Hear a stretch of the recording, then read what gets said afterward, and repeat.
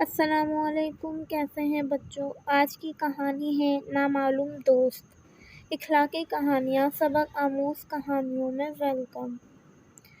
کافی رات ہو گئی تھی لیکن راضی ابھی تک جاگ رہا تھا۔ وہ تصویر مکمل کیے بغیر سونا نہیں چاہتا تھا۔ ابھی تھوڑی دیر پہلے ہی ماما کمرے میں آئی تھیں اور پوچھا تھا، تمہارے کمرے کی لائٹ کیوں جل رہی ہے؟ ابھی تک سوئے کیوں نہیں؟ راضی نے ماما کو بتایا، اسکول میں مصوری کا مقابلہ ہے، جس کی پینٹنگ سب سے اچھی ہوگی اسے انعام ملے گا اور وہ پینٹنگ شہر میں ہونے والی ایک بڑی نمائش میں رکھی جائے گی۔ ماما اسے شبِ خیر کہہ کر اور جلدی سونے کی تاکید کر کر چلی گئی تھیں۔ اب راضی ہاتھ میں برش تھامے سامنے رنگ رکھے کوئی بہت بڑا شاہکار تخلیق کرنے کی کوشش میں تھا۔ اس کے ذہن میں جو بھی خیال آتا وہ یہ سوچ کر اسے رد کر دیتا کہ انہیں اس سے بھی اچھا کوئی چھوٹا سا خیال ہو جس کو وہ رنگوں میں ڈال کر کینوں پر منتقل کرے۔ رات گہری ہو چکی تھی۔ راضی نے سوچا وہ تصویر بنانا شروع کر دے۔ ہو سکتا ہے بنانے کے دوران اچھے آئیڈیاز ساتھ ساتھ آنے لگیں اور کچھ اچھا بن جائے۔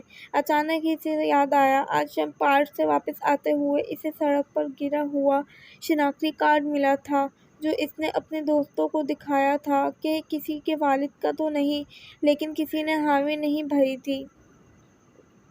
ایک دوست نے کہا تھا اس شناختی کارڈ پر جو تصویر ہے اس سے تو یہ انکل غیر ملکی لگ رہے ہیں۔ ایک دوست نے کہا ان کے بال بنانے کا سٹائل بہت پیارا ہے۔ راضی کو خیال آیا، کیوں نہ شناختی کارڈ والے انکل کی تصویر بناؤں۔ یہ سوچتے ہوئی اس نے شناختی کارڈ پر دیکھ دیکھ کر ایک زبردست پینٹنگ تیار کی۔ رنگوں کے سامنے سب کلرز اس تصویر کی خوبصورتی مزید بڑھائی گئی۔ اس نے اس تصویر کو پینٹ کرتے ہوئے بالوں کو اسٹائل بہت محنت کی اور تصویر پر کیپشن دیا، نامعلوم دوست۔ دوسرے دن اسکول کے بڑے ہال میں مقابلہ تھا۔ مشہور مصور آئے ہوئے تھے جو مقابلے کے جج تھے اور بہت سی اچھی تصاویر مقابلے میں پیش کی گئیں۔ پہلا انعام راضی کو ہی ملا اور اس کی بنائی ہوئی تصویر کو شہر کی ایک بڑی آرٹ گیلری کی نمائش میں شامل کرنے کے لیے انتخاب کر گیا۔ جس دن آرٹ تھی، راضی اپنے ماں پاپا کے ساتھ تھا۔ وہ سب لوگ اپنی بنائی ہوئی تصویر پر کیے گئے تبصرے سن رہے تھے۔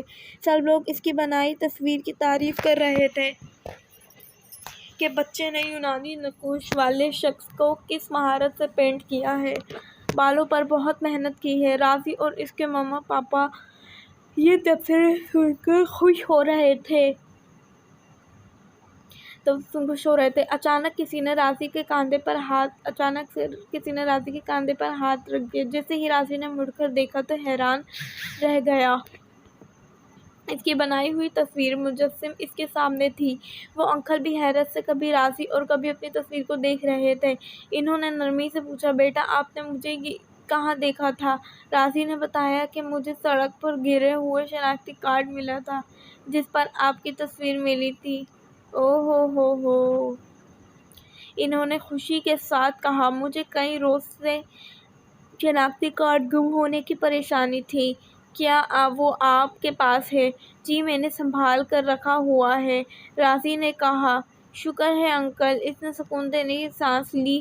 پھر انکل راضی کے ماں پاپا سے ملے۔ انہوں نے انکل کو کہا۔ اگلے ہی دن انکل راضی کے لیے بہت سے تحائف لے کر ان کے گھر آئے۔ پاپا نے ان کے لیے شاندار دعوت کا انتظام کیا تھا۔ انکل ملک یونان سے سیاحت کی غرض سے آئے ہوئے تھے۔ وہ اپنے ملک میں ایک اعلیٰ عہدے پر فائز تھے اور وہ اپنے شناختی کارڈ گم ہونے سے بہت زیادہ پریشان تھے جو انہیں بڑے عجیب انداز میں واپس مل گیا تھا۔ انہوں نے راضی کو بتایا، سراہا، ایک تو اس کے فن کی تعریف ہے، کاش وہ تھی، اور دوسرا یہ لمحہ تھا۔ اسی طرح ان کا گمشدہ کارڈ ملنے کے ساتھ ساتھ ایک نامعلوم دوست ایک بہترین دوست بن گیا تھا اور وہ راضی کی فیملی کے پکے دوست بن گئے۔ گمشدہ کا بیٹا راضی کا ہم عمر تھا، شوق تھا وہ بھی راضی کا دوست بن گیا۔ راضی کے پاپا نے انہیں سیاحت کے ایسے مقامات کے بارے میں بتایا جن کے بارے میں انہیں پتہ نہیں تھا۔ وہ کہتے تھے پاکستان بہت خوبصورت ملک ہے۔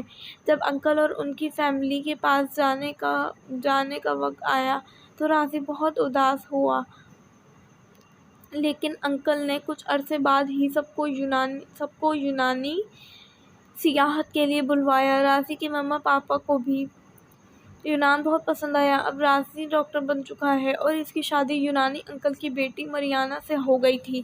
وہ دونوں اپنی زندگی میں بہت خوش تھے۔ کبھی کبھی جب ان کے پاس آپس میں ہلکی پھلکی نوک جھونک ہوتی تو یہ دونوں غصے میں ہی کہنا نہیں بھولتے، کاش سڑک پر گلا ہوا کارڈ نہ ملا ہوتا۔ اور مریانا کہتی ہے کاش آپ کو میرے بابا کا کارڈ نہ ملا ہوتا۔ اس پر دونوں ہنس دیتے ہیں اور لڑائی ختم ہو جاتی ہے۔